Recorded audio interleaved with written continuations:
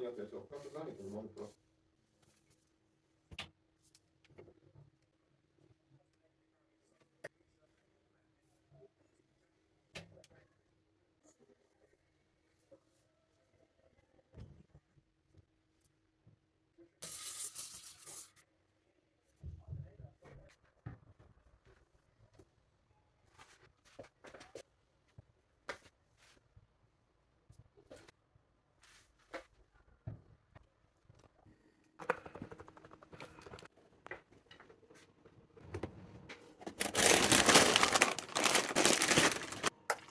Автобусом?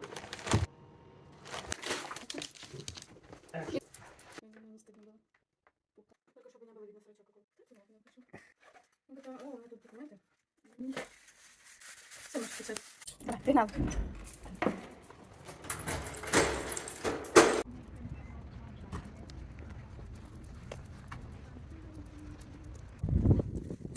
Финал.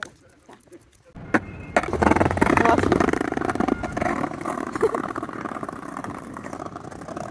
Алдис.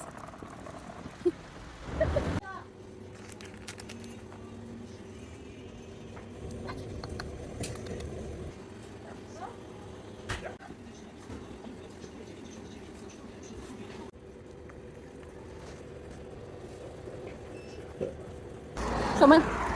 Ваші пакуночки. Що я остановилась?